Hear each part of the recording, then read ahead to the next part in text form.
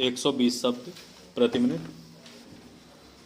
आज भारत के रक्षा मंत्री श्री यादव की रूस यात्रा के दौरान दोनों देशों के बीच रक्षा सहयोग बढ़ाने की दृष्टि से हुई सहमति को व्यवहारिक रूप देने के लिए अधिकारियों का एक उच्च स्तरीय दल अगले माह मास्को जाने वाला है। यह बात उन्होंने रूस की 5 दिवसीय यात्रा से आने के बाद आज यहां प्रेस वार्ता में कही थी कि रूस ने भारत को आधुनिक रक्षा सामग्री और उपकरण देने के लिए पेशकश की है। मानना पड़ेगा कि यह हमारे देश के लिए खुशी की बात है। अब हमें केवल यह तय करना है कि हम रूस से कौन कौन से हथियार खरीदना चाहते हैं।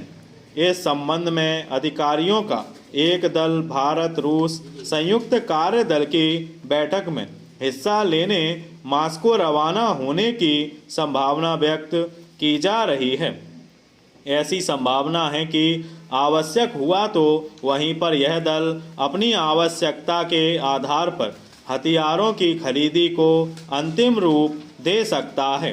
इन हथियारों की खरीदी के बारे में संवाददाताओं के बार बार पूछे जाने पर कि रूस से भारत क्या खरीदने वाला है, तब उन्होंने बताया कि सशक्त सेनाओं के लिए जिन हथियारों की आवश्यकता होगी उन्हीं हथियारों को खरीदा जाएगा।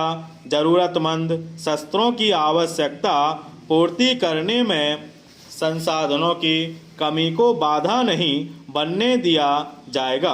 रूस के साथ संभावित रक्षा सौदों के बारे में अलग अलग तरह तरह के प्रश्नों का उत्तर देते हुए कहा कि यात्रा सौदों के लिए नहीं की जाती है बल्कि नीतिगत मुद्दों को अंतिम रूप देने के लिए की जाती है और यह काम उन्होंने अपनी यात्रा के दौरान किया है।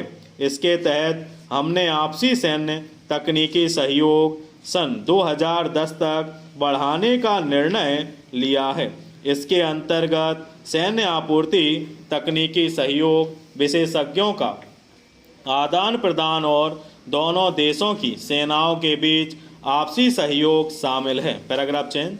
जहां तक मैं समझता हूं कि रूस और भारत विश्व शांति के पक्षधर हैं। एक दृष्टि से मध्य और पूर्व एशिया के बारे में दोनों का दृष्टिकोण एक समान है। रक्षा मंत्री की यात्रा से दोनों देशों के बीच ऐतिहासिक संबंधों को और मजबूती मिली है। इससे हमारे देश के अंदर नया विश्वास पैदा हुआ है।